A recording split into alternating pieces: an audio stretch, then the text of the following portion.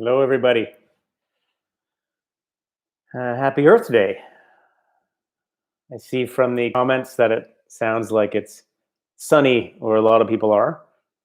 It's super sunny here in Toronto, thank God, after many days of cold, overcast.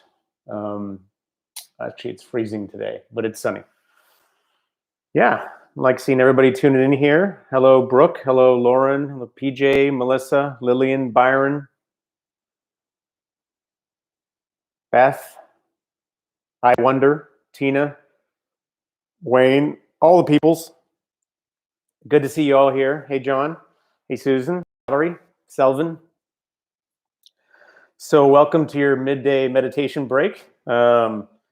I I wanted to get some work done today in this other empty apartment I can sometimes access. So I'm here, but I left in a rush and I forgot all my paraphernalia, which is to say my proper webcam, my better mic, my bells. So we're gonna have this is just laptop as is in the do nothing spirit, extra pared down.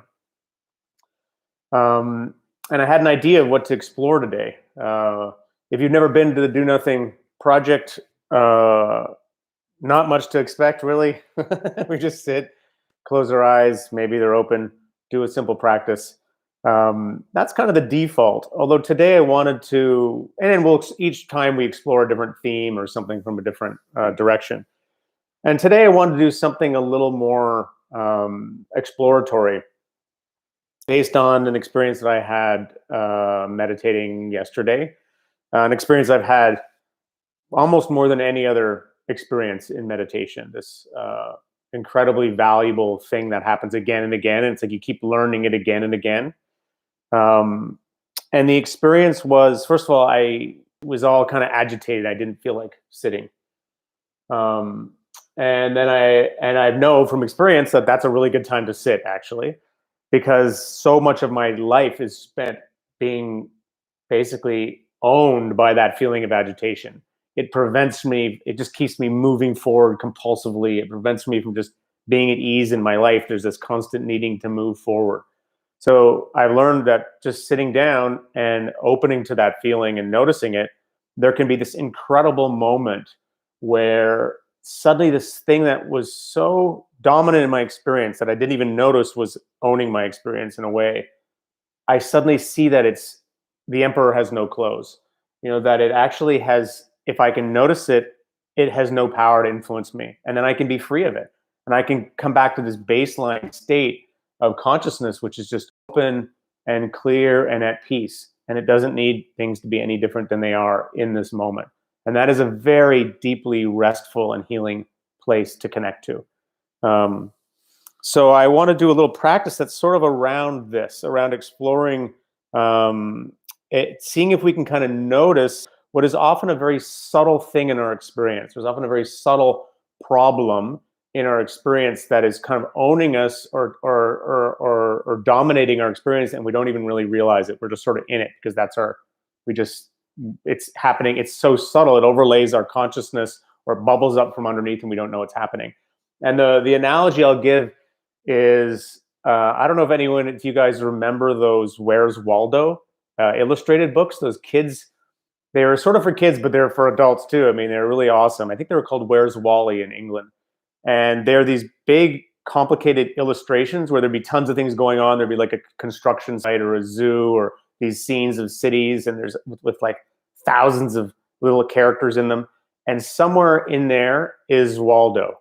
Waldo has this little this little character with this little red and white striped shirt, and and these little shades, and he was somewhere in all those characters, and you had to find where Waldo was. And these were great books.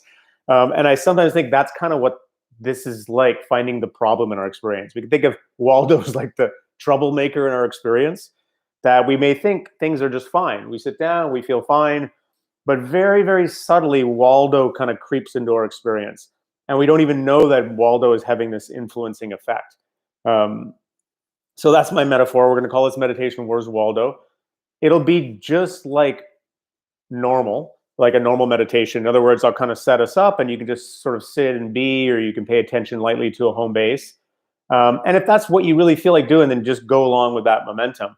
But about maybe a third of the way in, I'll just open it up with this little invitation to kind of be curious. Is there some subtle Waldo in your experience that's starting to own things? And what happens if we can actually catch Waldo in the act, if we can see him doing that, which just means watching and observing and noticing that sensation. So we have a little bit of more kind of a more of a meta awareness happening, more of a cognitive meta framework happening, where we can kind of see what's going on, and then all of a sudden Waldo loses his influence, and now we're in a place that's comparatively freer and clear and more open. And this is a major game changer in meditation, to have that experience and to know that, wow, at any moment I can just, in the way I'm aware, I can find this stance, this quality of freedom and openness and peace. And it's right here, right now. And it's just about noticing what's coming in between. So let's try. And then after that, if there's any questions around that, I'm happy to answer, or any reports people want to share, that would be cool. Okay, so let's start meditating. I don't have my bell, but so I'm just gonna make that noise. Actually, use this empty glass.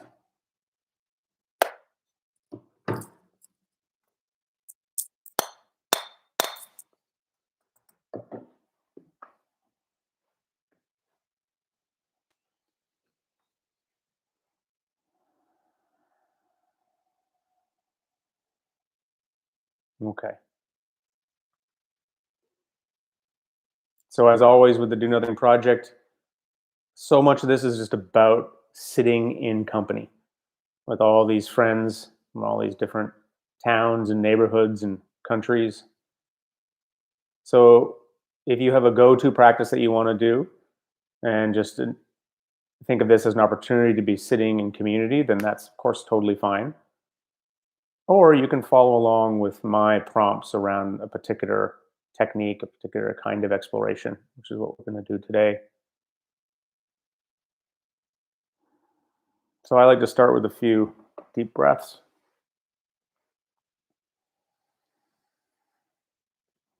Breathing in, as I breathe in, sort of stretching up the spine, finding this alertness, this wakefulness. And then the exhale, that's sort of the downward motion. That's where you can deliberately settle a little bit. So as you breathe out, nice long exhale, you can kind of soften the forehead and the cheeks and the jaw. That breathing out is like the arriving breath. So you breathe out and you really settle and land in your seat. So feel the contact with the ground under your feet, or the seat, the cushion under your seat, or the chair under your seat. So we breathe out, we land there. We don't let ourselves sort of be uptight, hovering over it. We're actually really firmly in our seat. And then we breathe up from that ground, letting it kind of gird our awareness, creating some alertness.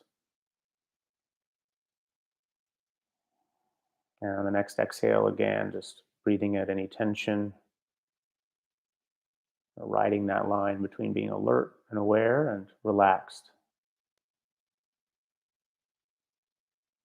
And there's this equanimity piece too.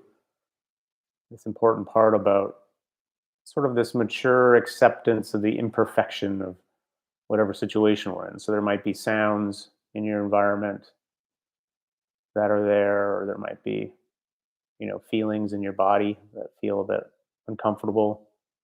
And we're not going to try to block any of that. We're just saying, oh yeah, it's all allowed to be here.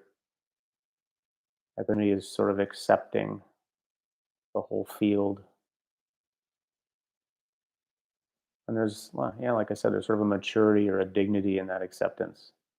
Find this poise, this composure.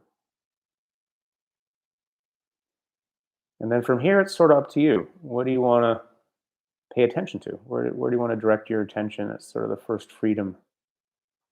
Some people like to just sit in this open way and just exist, just be, not really doing anything, which is a deeply healing stance, opportunity to take a break.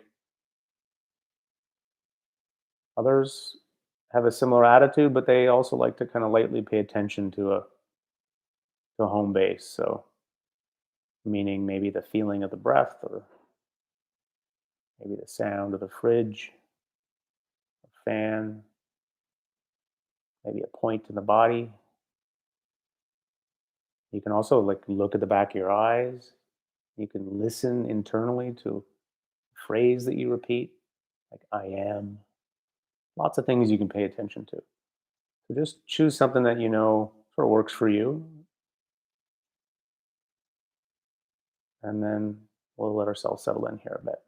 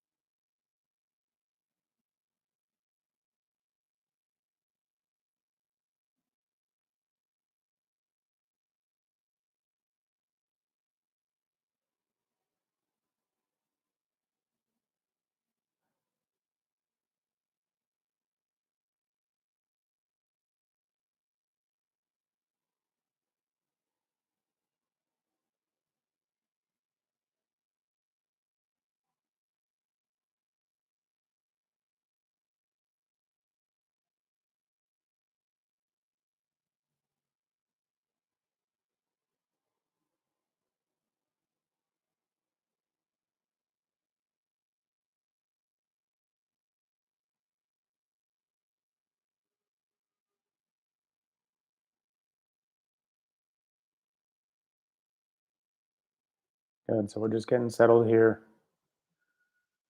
If you're just joining us, we're just sitting in a simple way. Maybe you're paying attention to some home base, like a sensation of the breath at your nostril or in your belly. Maybe you're noticing the warmth of your hands or sounds, or maybe you're just sitting, just being. And so much of this practice is about appreciating the simplicity of this, not needing it to be any more exotic, just taking a break.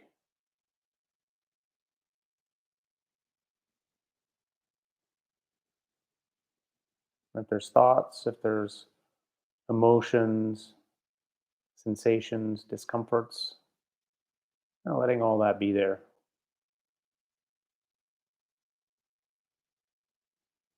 You just sort of notice it's there, and then you reorient to your main home base, letting that fill up the real estate of your consciousness, your awareness, letting the other stuff just be in the background.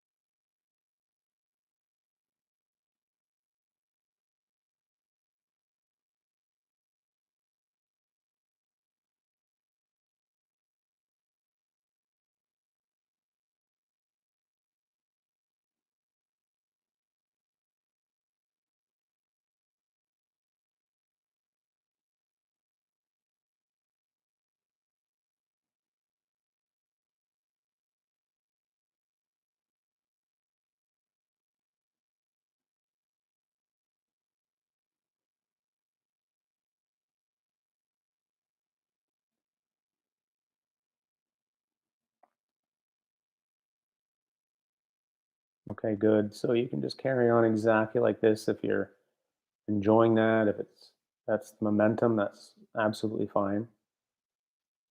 And I'm also going to invite you to do a little exploration with me. This idea that sometimes some subtle problem starts to come into experience.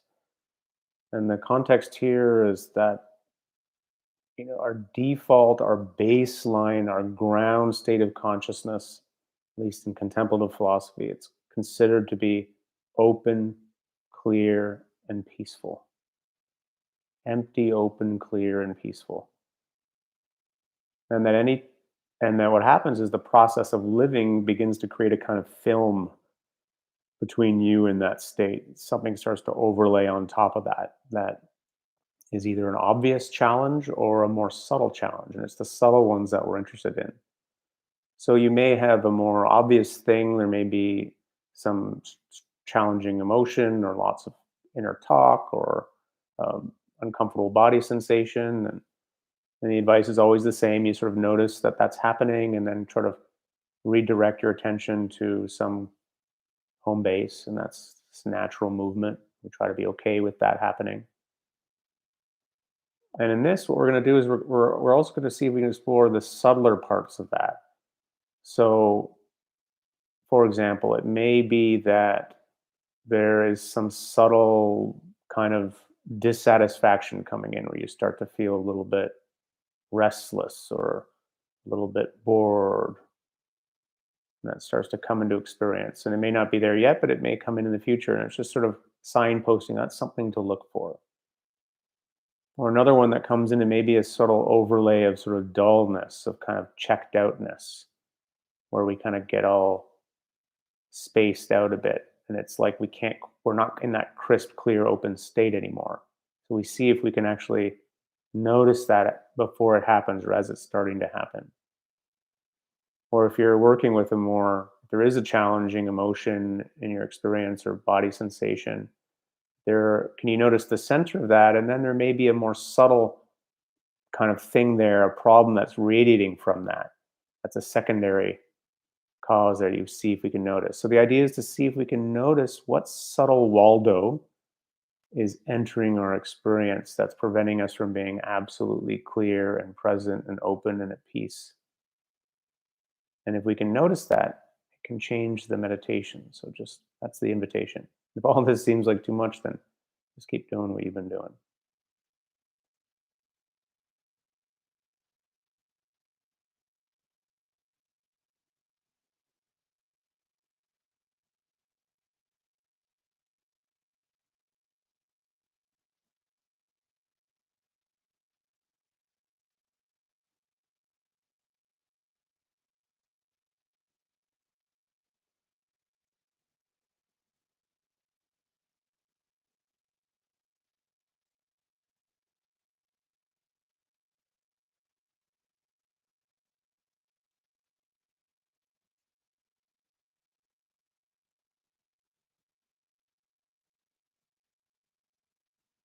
Good. Sometimes it's a persistent thought that just keeps working at us that we can't quite let go of, that we're still holding on to a little bit, or a judgment or a bracing. We're just seeing, can we bring that into awareness, popping out? All we do is just try to bring the thing into awareness, popping out to a broader perspective in this very patient, very welcoming way, as if we're even almost charmed by whatever little Waldo we find.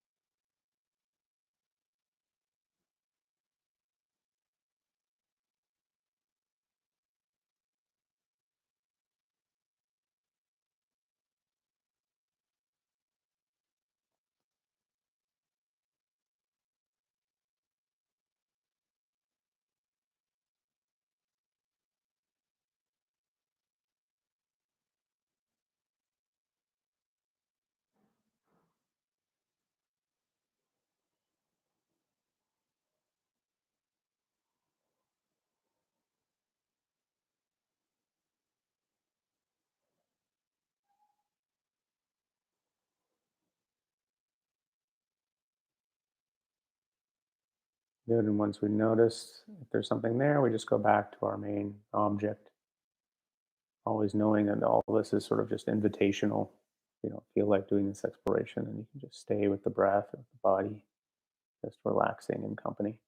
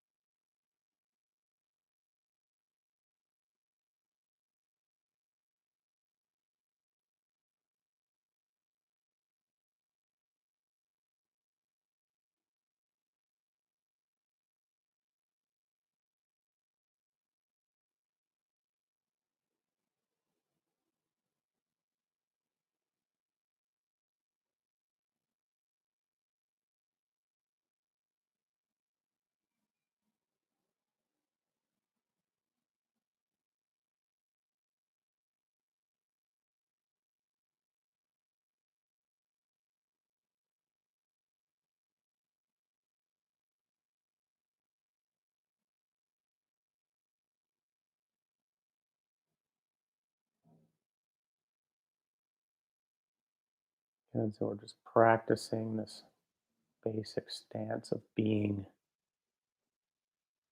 okay, and so the open field of our awareness. And it can happen that over top of that, there can become there can be this sort of condition that's not okay, that needs things to be one way or another way, that wants to hold on to this, wants to push away this, wants to lose itself in this. The question is, can we notice that? And in this really open, friendly way, bring that into our awareness while not being governed by it, not being owned by it, finding this wider freedom.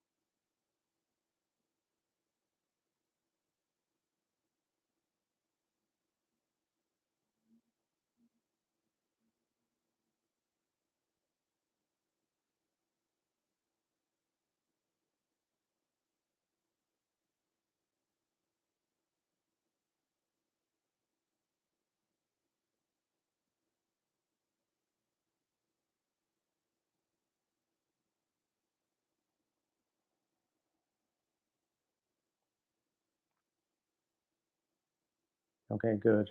Well, you can let go of that here in the last few minutes.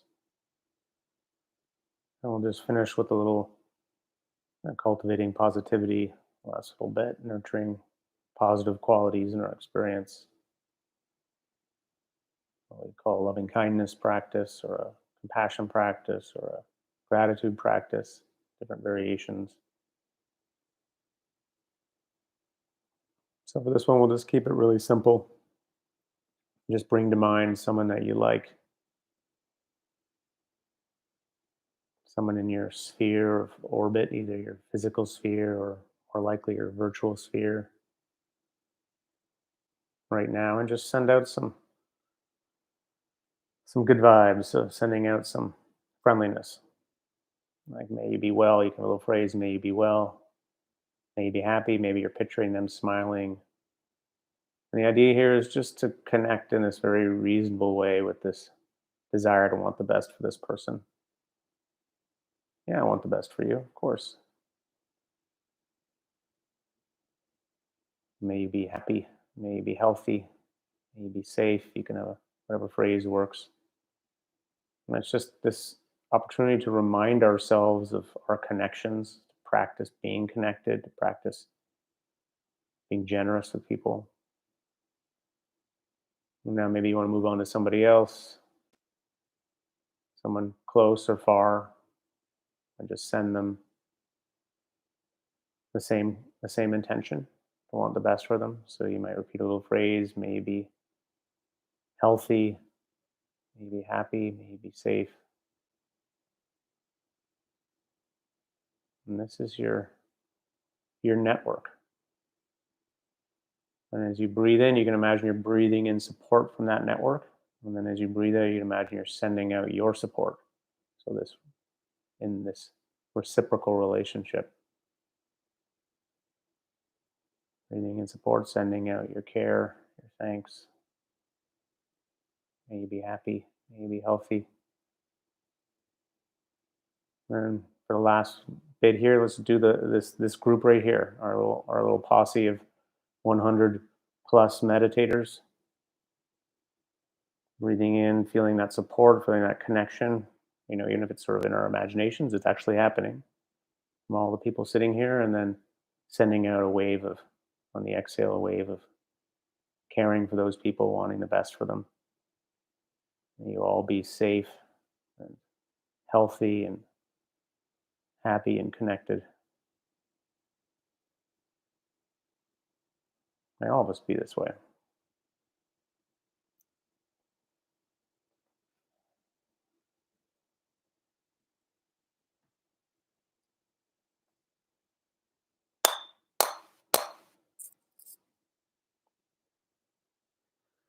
Terrible bell. And that's our meditation for Wednesday, April 22nd.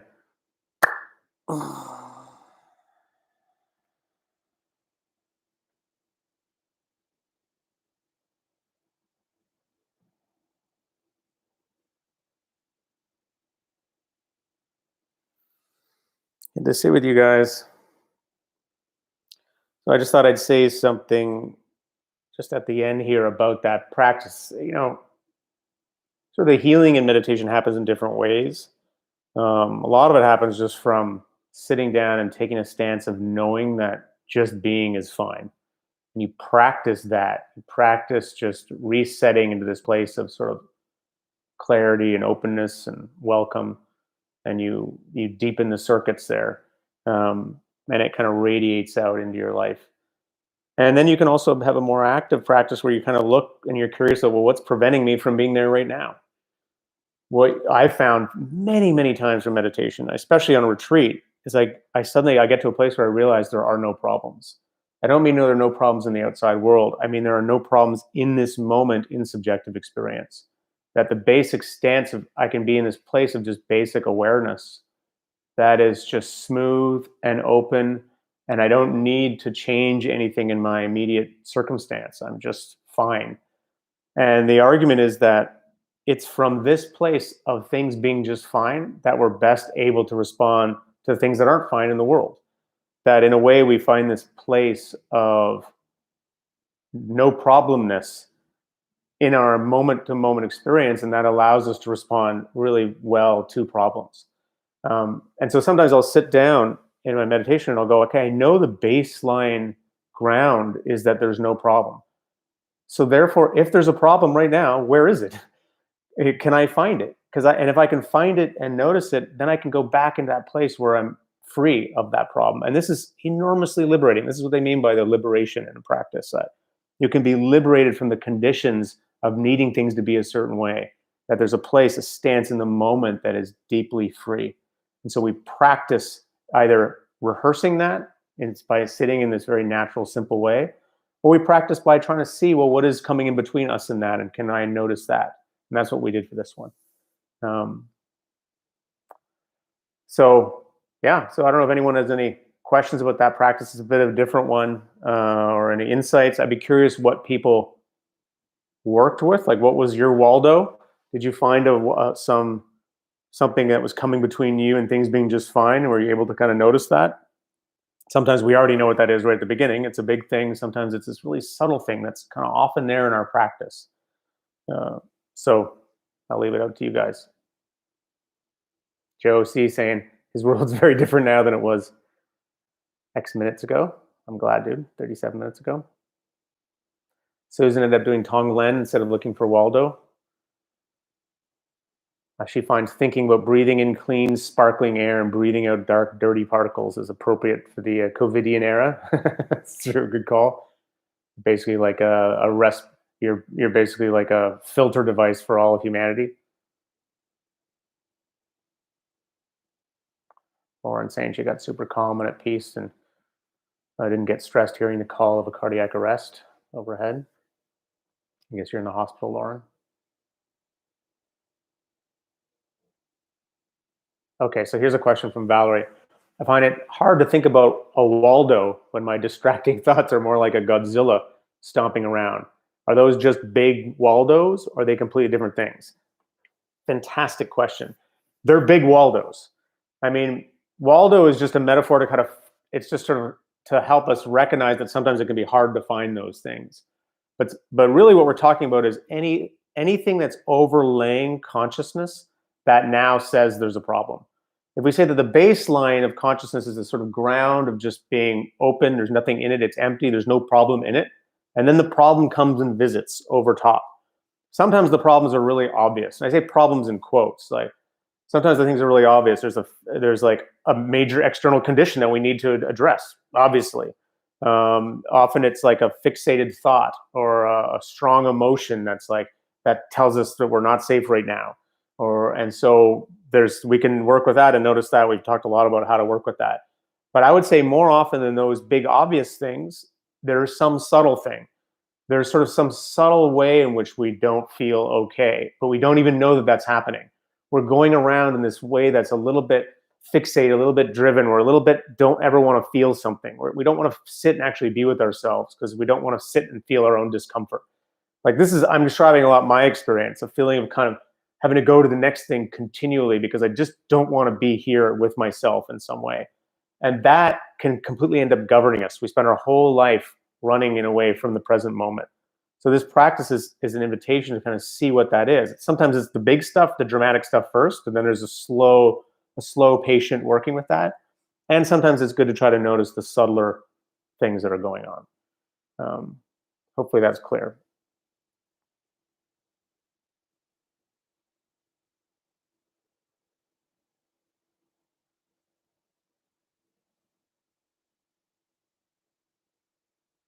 So PJ saying, I have a nonstop need to find ways to help others and haven't been able to stop thinking and feeling the need to go, go, go.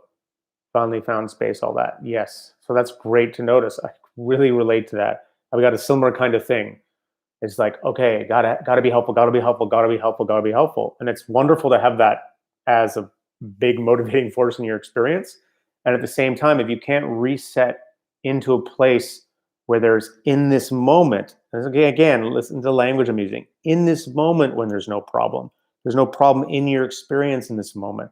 That no problemness is this oceanic well of healing that we can drop into, and we nurture and sustain ourselves in that place. And then we go out and we do our work.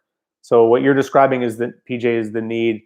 This is the thing that it's very hard for a lot of caregivers and activists to get their heads around, because they really care about people. They want to be active and they want to do, but it can be hard to realize that sometimes not doing is the way to really help yourself. So then you can be that much better at healing. Hopefully that makes sense, at helping others.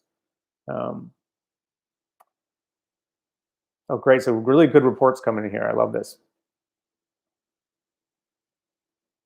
So Jelena saying her Waldo were body sensations. So Schmidt saying, M. Schmidt saying, seeing the subtle and strong push and pull is a great insight. Yeah, the push and pull, by the way, they have a word for that in Buddhism. They call that Vedana. It's like feeling tone. It's like I like, don't like, I like, don't like. And we're often inside this push-pull struggle. And if we can notice that, then we can be free of it. And then Brooke saying she noticed a speck behind her eyes and imagined that it was the visualization of Waldo. And it's basically a kind of insecurity existing for her as a high school teacher right now, a feeling of not enoughness. That's exactly what I'm talking about. So some sensation that's there in our experience that's causing suffering, some belief, and often it's findable. We just have to look for it. And it often can have a physical correlate somewhere. Sometimes it's less concrete than that. It's more vague and distributed. Nevertheless, it's possible to bring anything that's affecting you, you can bring it into your experience. It's just about learning how to find it. It's this very patient thing. So I love that description. Okay, great question from Morgan. How clear does one have to be about the Waldo before the opening can happen? Great question. Great question. So the opening is happening while you're attempting to be clear. What makes it clear is opening, if that makes sense. When you're not clear about something, often there's a little interference or something. But as you get more and more equanimous and open, it allows you to get a clear signal on it. So it's a process. So you don't get to be, you're not like you begin with being perfectly clear and perfectly open. You slowly sort of notice something's there. You open a little bit to it by being curious about it, but not in a fixated, clinging way. Being a little bit more open to it allows it to be a little bit clear, which then allows you to be a little bit more open to it. So it's sort of like the clarity and the openness are like this, they're part of a single process that happened in this dance. So we're patient with that process. It's a good question. I'm trying to go in order here. There's lots of comments. So Merg saying, I live in that space. I know it well. A lot of us do.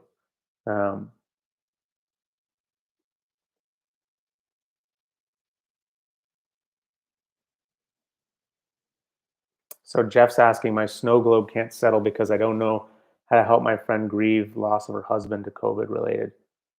How can I start to calm her? Grieving is an individual process. How can I help him or her? I think the best way to help people is just being present in a loving, supportive way for them. Just knowing you're their friend, knowing you're there, being there to be able, just holding space for them, literally. So being there being available to hear them, to let them talk to you, to talk about their feelings, their sensations, what's going on in their experience. Like, I think there's a little article that I have on my website. My friend Lisa wrote about something about what to do when everyone around you is losing it. And one of her pieces is around this idea of the circle of coping, that when there's someone in the center of the circle is the one who's having the solid challenge. That person, and everyone around them is a ring of support for them. So when you're working with that person, you don't tell them about your problems because they're the one who's having the bigger challenge. You're just support for them. You tell someone in your outer ring your problems. So there's a whole way of being supportive for people where we support in and we dump out. She kind of articulates it a little more clearly in that article, but it's related to what you're saying. But the basics of what I would say is just being present as a friend is going to be huge. Oh yeah, so Kyle's saying mindfulness teacher Locke Kelly has a great question he asks to ponder when meditating. What is here when there's no problem to solve? Locke's a friend of mine. I love that. I use that all the time. That's a great kind of non-dual orientation. That is what he's trying to point us to. He's trying to point us to there's a place right now in our experience where fundamentally there are no problems. That's that ground state. And so he uses that as an inquiry question. What is here? What's here right now when there's no problem to solve? Imagine there were no problem to solve. What would still be here? Well, what's still here is our bare awareness. So that's what he's pointing us to. So it's a different way of working, but very related. Um,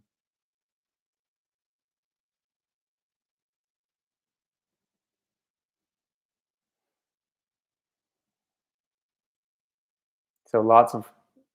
I don't think I can do these in order now because I'm there's a lot here. Um, yeah, Lauren's got some good advice for Jeff for some supportive stuff. So Susan's saying her out breath became like a barber's brush, brushing off everything, but it wasn't clear what everything was. Body sensations, thoughts. Yeah, so this is another thing that can happen.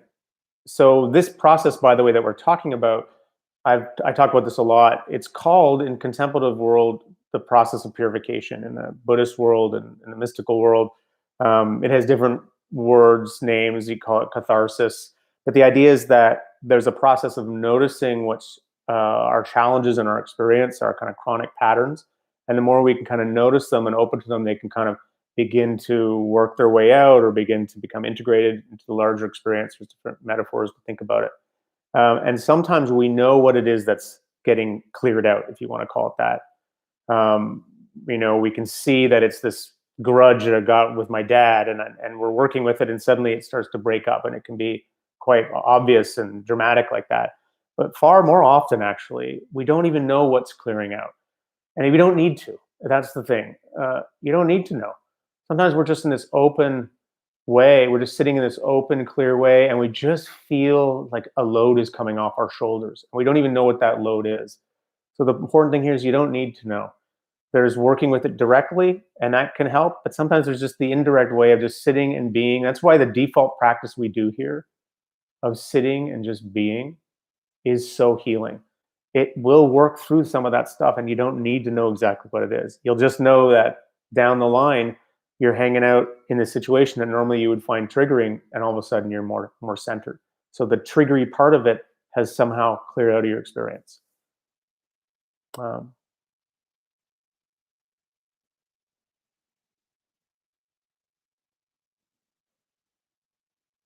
right. So Candace saying a lot of the time she's anticipating the next problem, which causes a certain amount of resistance in you. So the practice is great because I was able to allow it and be at ease. It's exactly what I'm talking about. It's exactly.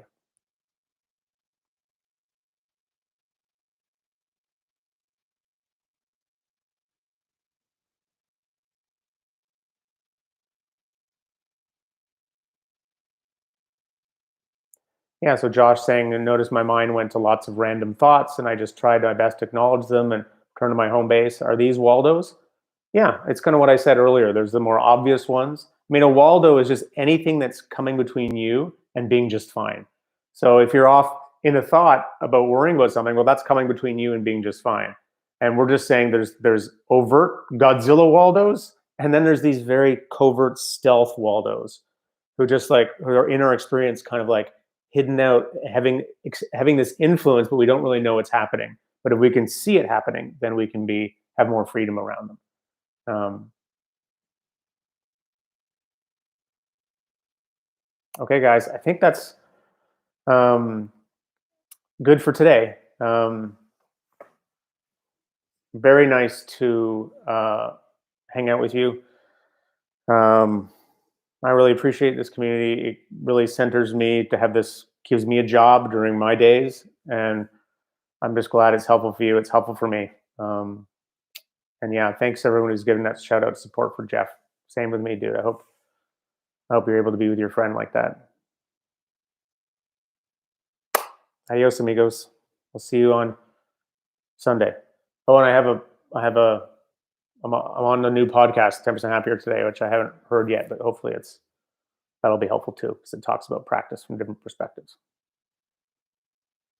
Thank you, Andrew. Thank you, Lily. Thank you, Milan, as always.